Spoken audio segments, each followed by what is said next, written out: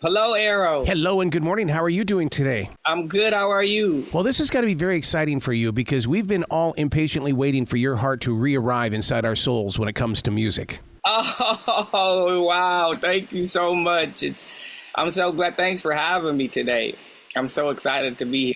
The journey for you to step forward like you are right now, because so many people, they'll get into the music industry and then all of a sudden we never see them again. And I love the fact that you're still extending that outreach. Oh, thank you so much. I was just saying, there's no really plan B for me. This is it. So I plan on riding it till the wheels fall off. So I'm going to keep it coming. One of the things that I find very inspiring is your song called Run. It embraces dreams in an age where people seem to be running away from their dreams, or the American dream is just winning the lottery. And I love how you embrace the dream. Absolutely. Yeah. It's one of actually my favorite songs I've written, and I wrote it with a really good friend of mine, who's also an artist built by Titan. And it's about that. It's just about overcoming those fears and going after your dreams and fly. I feel like I'm flying right now, and it feels really good to finally be living out my dream. And it's been a lot of ups and downs, but it was well worth it all, to be able to do what I'm doing today. It's really special for me. But see, you've learned how to move through that mountain, get by those walls, because you really do sit down to write and plan out music that has a purpose to it, and then it grows inside us. Oh, wow. That is so beautifully put, and that's exactly what I want my music to do, because that's what artists did for me growing up, and the artists that I grew up listening to, and I was so inspired by that. I'm so happy that I can do that for people through my music. It's really special. Well, I'm glad you brought that up because you and I have something in common. We, inspired by the Clark sisters. I've been with Sheila as well as Raven. Wow, that's incredible.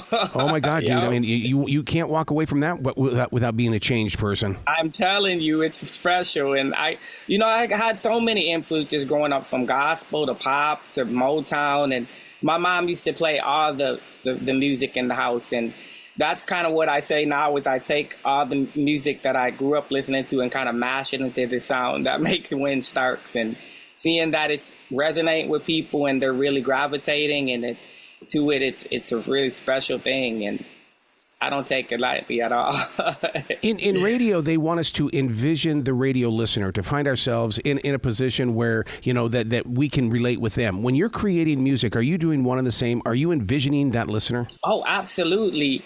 I was that listener, so I definitely want to, be able to, that's why I do it. Hearing these stories from people and how this music has impacted them. It's just really special. I'm overjoyed. Like I don't even have the words a lot of times. It's like, so I definitely, that's the first thing I keep in mind is the listener, because like I said, I was him, I totally get that. I was them.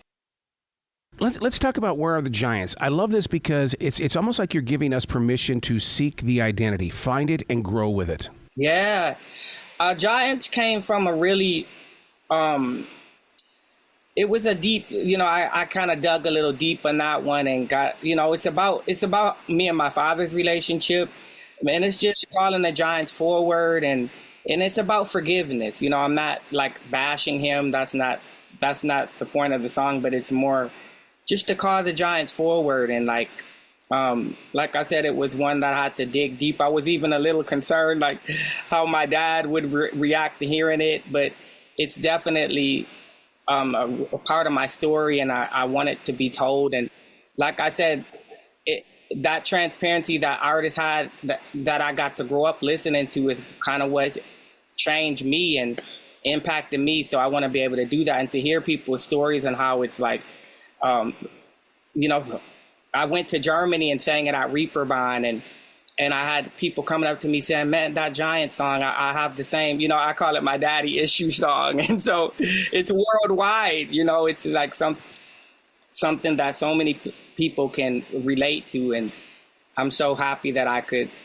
be a part of their story now too, and helping them heal or whatever they need to do like I said, that's what music did for me, and I'm glad I can do the same thing through my music. Well, you're so right about that, and I'm glad you brought that up in the way that, today there seems to be an evolution when it comes to fathers being a part of the scene. You can see it every day that fathers are starting to hang out with their kids, and they're not sitting at home, sitting in the recliner watching sports and things, but they're actively involved. So hopefully this song right here, it opens up that door for more dads to get involved. Exactly. That's exactly what the point of like I said, it's not a bashing song, but it's to call those giants forward, and so yeah, that's really special. And I always love seeing a good dad. It just does my heart so, because that's something that I didn't always have, but again, we've rebuilt, and I'm able to have that now with my dad. But it was a journey, and so I love what you said, that dads are doing that. That's really encouraging, and I love to see that as well. Yeah. How are you staying so true to your style and sound in a world that's candy coated? And not to knock the great Taylor Swift, but it seems like we need more purpose and a plan. And you are bringing that through your lyrics. I appreciate that. I think it took me a long time to get here, like to find this place of like self-love and like. I always tell the story, like I did this interview when I was a kid, and I remember being so embarrassed about it. They showed it to the class. I was probably 12 or 13. The news came to my school. I was so embarrassed.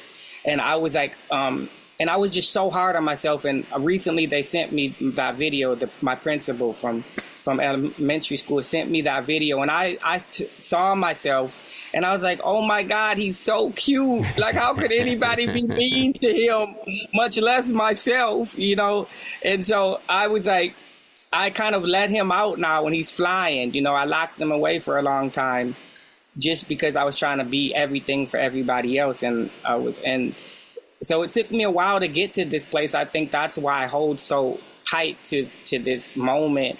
And because, like I said, it took me so long to get here, and being able to, I feel at home now, I feel, and I don't want to lose that. So that's what keeps me focused and keeps me, the music being authentic to me, and because it's special. And that's what people can hear, that, people can tell when you're real and when you're being authentic, and that's what I want to be, Well, you're definitely a ray of light. Please come back to this show anytime in the future. The door is always going to be open for you. Oh, I thank you so much. I would love to.